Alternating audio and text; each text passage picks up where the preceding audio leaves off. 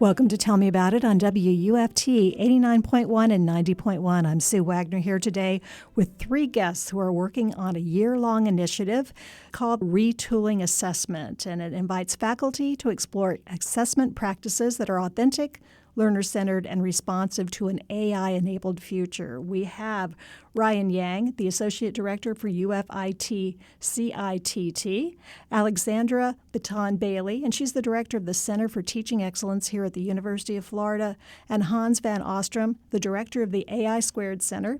And thank you all for being here today. So we're just going to have a conversation about this. So tell us a little bit about how this happened and what do you expect from the outcome. I don't think AI is the reason that assessment is broken, but it did shine a big, bright flashlight onto it, and it is kind of our opportunity, really, to rethink how and what assessment actually means. What are we really truly assessing when we provide students with certain assignments, whether they're formative or summative? How do these assessments actually contribute to their learning experience? And how do they reflect what students will ultimately do when they leave our beautiful campus? It started out with a lot of faculty complaining that students are cheating with AI.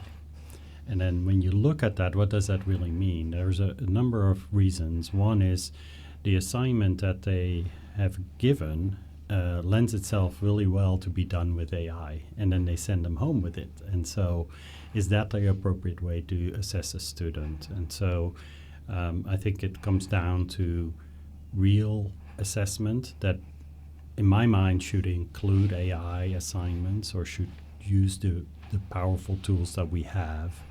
And then if you don't want them to use it, then there needs to be some level of proctoring, whether that's in person or electronic proctoring or some other way, and that and AI detectors don't work. And people use them and accuse students based on the outputs of these detectors, but that's not fair because they have a large false positive rate, so you're falsely accusing students too.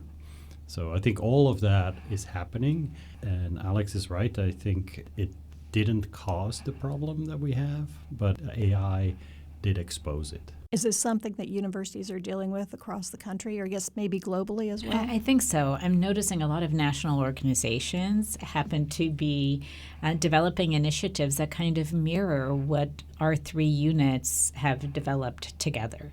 Our goal is always to create things that are shared and provide greater access to our faculty and graduate students, anyone who's really having an impact on our campus, and bringing together the expertise of all of the folks on our campus from our three centers and then our faculty who are doing amazing things. How can we take all of that amazing work and turn it into something that feeds back into the teaching and learning community on our campus? Yeah, and we are, working with faculty directly, looking at how we help them design their classes, looking at how technology might be able to help them in terms of what they want to do in the teaching and learning process. And as Hans was alluding to that, we get a lot of questions regarding AI detectors and how we catch people that might be cheating or their students that might want to cheat. However, that is definitely not the approach that we want faculty to look at the problems.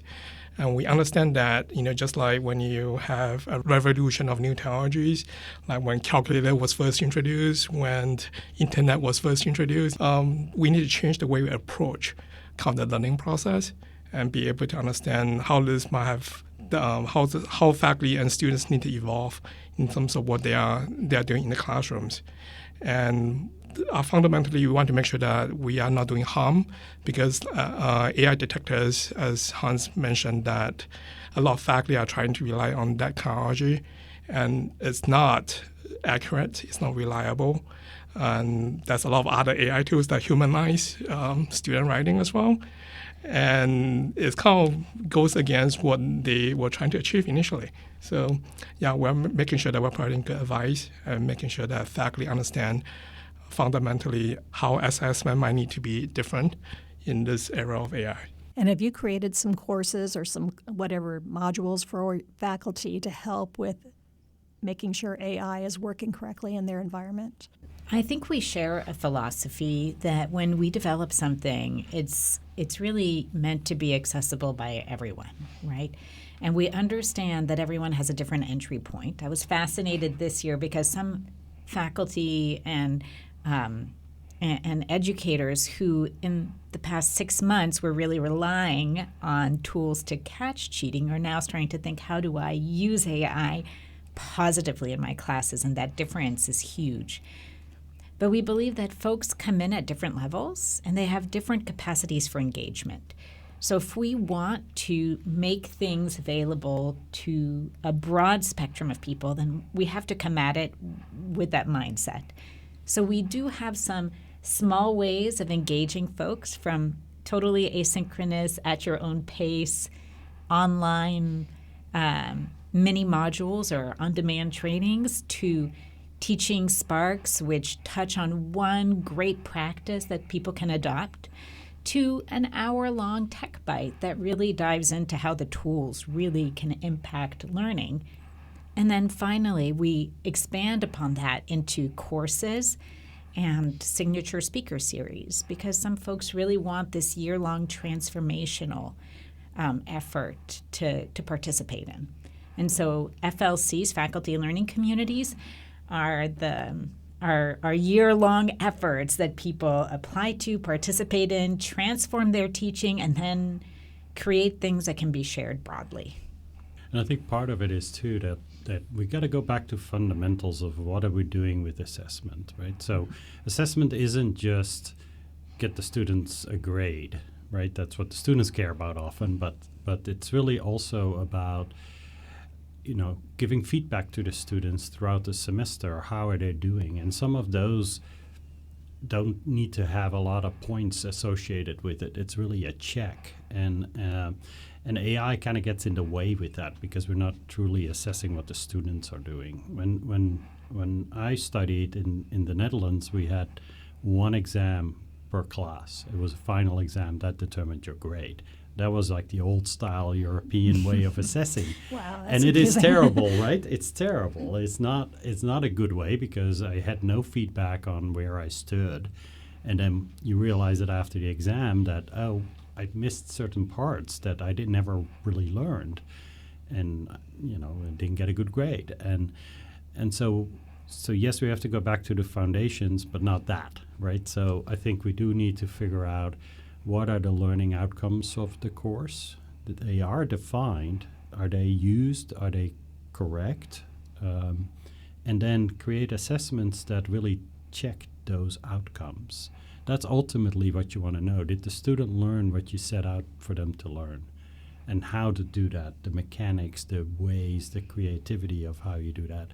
That's part of the learning community, because I think that's where you can learn from other faculty and work on that. And there are alternative systems, right? There are ways of building and scaffolding for our students, so it's not that one and done, slightly horrifying system that Hans experienced or that my husband experienced when he was in med school. But there are ways of building that out so students, when you get into your work environment, very often you're building projects over time and getting feedback and giving feedback and learning how to do those things. We can mirror that in what we do in the classroom, which provides not only a content learning opportunity, but a skills practice of how to receive and give feedback, which is really deeply important. We can also think about different models like competencies. What are those core competencies that folks need when they're taking a course or a program and going out into the world and doing something with that?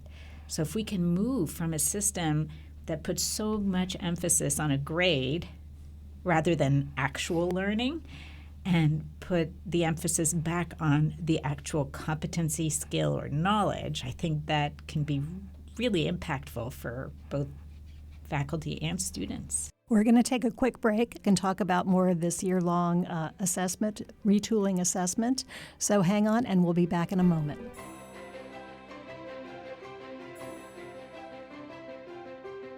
Welcome back to Tell Me About It on WUFT 89.1 and 90.1. I'm Sue Wagner here today with three members of our academic community at the University of Florida. They're working on a year-long initiative called Retooling Assessment. We have Alexandra Baton-Bailey. She's the director of the Center for Teaching Excellence. We have Ryan Yang. He's the associate director of UFIT CITT. And Hans Van Ostrom, the director of the AI2 Center. And you three have been working diligently to create this new program. So let's hear a little bit more about why it's important and the outcomes you're looking for. Our hope is that we are able to reach all of our teaching community wherever they are. And part of that involves bringing in distinguished speakers who are practicing alternative ways of both assessing, evaluating, providing feedback, and helping students rethink what it actually means to be successful. Because for a long time, a grade has been the most important thing, the greatest marker of success. And we hope that through this transformation, through this reimagining of assessment, we can help both our faculty and students look more at the process and the learning along the way that comes and benefits us and that they can keep. Because our hope is that, if you learn it well, you get to keep that. Right? You get to walk away and go into a career with it. Well, and the other part is that we're really teaching our students to be lifelong learners, because we can't teach them everything, especially in artificial intelligence that we're teaching. It's different every month. And we really got to give them the tools to continue to learn. And they're not going to get grades in their life. After they're done with school, there's no grades. They have to learn in the proper way. And that's really what we're teaching them is how do you learn new materials? How do you scaffold that? How do you come, to the end of that? That's what we have to teach them. That's the value, I think, of a college education is this lifelong learning. Because without it, you're behind. And part of that is our job as educators is to help them understand the why behind what we're doing. We make conscious choices of how and what we assign and how and what we assess for our students. But we don't often pause for a moment and explain the why this is important, why this matters. How are you going to use this later on? And when we take the time to do that, we really give them the opportunity to see the value and meaning behind it so they can take it with them. There's a greater investment in doing it. There's greater buy-in in doing it. There's intrinsic motivation rather than external motivation. And all those pieces transform a student into that lifelong learner we're looking for. And I think we're looking at changing the behavior from both the instructor and also the students, because you definitely will need to redesign your assessment with a different approach that helps the student kind of illustrate their learning process, be able to show their work through that process of what they are learning, rather than just relying on the final exam or the quizzes with the grade associated with it at the end. So we are also providing and looking at different tools that help maybe facilitate that process so that, it'll be easier for students to show their work throughout their learning. Rather than just the final paper, it will show them draft of the paper as they are working on the paper, as they are progressing on their writing, and be able to demonstrate how they might have changed based on what they are learning in the classes throughout the semester. So those are all examples of different approach and also tools that we're trying to introduce to the community here, and also hoping that we can make some faculty look at assessment a little bit differently. In helping students, AI is not our enemy, right? It's a great tool that we get to use when we use it ethically, properly. And part of what we want our students to take with them is the ability to discern when and where to use these tools and how to use them. And then how on the back end to assess the outputs and products of such tools, right? They are very powerful and they are very capable.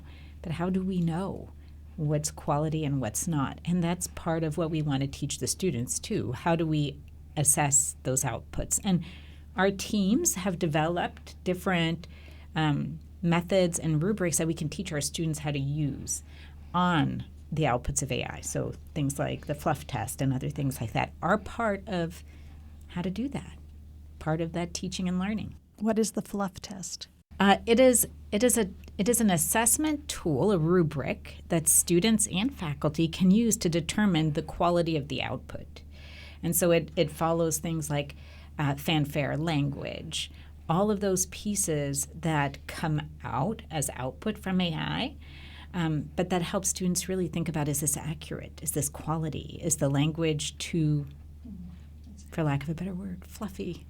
Right.